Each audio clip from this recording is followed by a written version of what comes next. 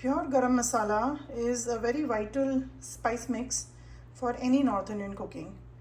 There are seldom dishes which does not use it. Starting from all the gravies to rice preparations to biryanis to pulao, every dish requires a little bit of garam masala. This is my version of garam masala, how I prepare at home. I just prepare this quantity every time and it is amazing. My kitchen is filled with an aroma that is something I cannot describe in words. I would love for you to give it a try. Let me show you how to make my version of garam masala.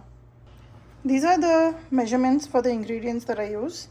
This is about 8 black cardamom, about 12 green cardamom, 2 star anise, 1 tablespoon of cloves, 1 tablespoon of cinnamon sticks. This is half a tablespoon of fennel seeds and half a tablespoon of mace. This is 1/3 cup of black pepper and half a cup of cumin seed. Now there are two options. Either you can dry roast all of them just till they are warmed up and then make a powder, or you can just make a powder of all of this and you will have a raw garam masala which is very pure, very strong. In my case, since these spices come packaged and I always think that there's a little bit of moisture in them, I'm going to give it a quick dry roast. I'm not roasting them till they smoke or anything, but I'm just roasting them up in a hot kadai for just few seconds and I'll remove it. I'll allow them to completely cool down, cool to touch, and then make a nice fine powder. My kadai is nice and hot. I'm going to use just a little bit of black salt, the rock salt, and start roasting all of the ingredients.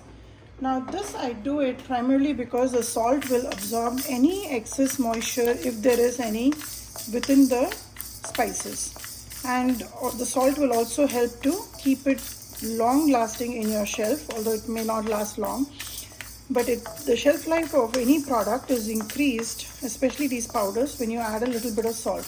So I'm just roasting it just for a few seconds and I'm going to remove it. I've just roasted them for a quick bit. All this is nice and hot and I'm going to allow this to cool down and then we will make a fine powder. Just spread it out so that it just cools down quickly.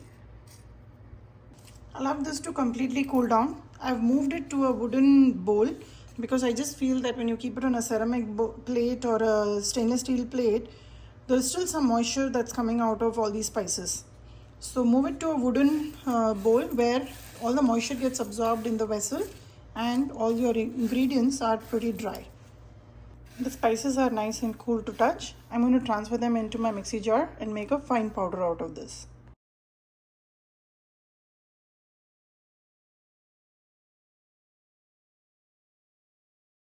I've taken out the garam masala in a plate because we use the high powered mixie. It is a little warm, so I'm just going to allow this to cool. Don't worry about the flavors, it is very much intact, nothing will go lost. After it is about 5 to 10 minutes, I will store it in an airtight container and use it in all my curries and dry vegetables. Give this recipe a try and let me know how this turned out for you. Store the garam masala in a glass jar and always put a wooden spoon in it so that it will absorb any extra moisture if there is any, or if the masala did not cool down and you've already stored it, it will take away from any moisture if there was any in the spice.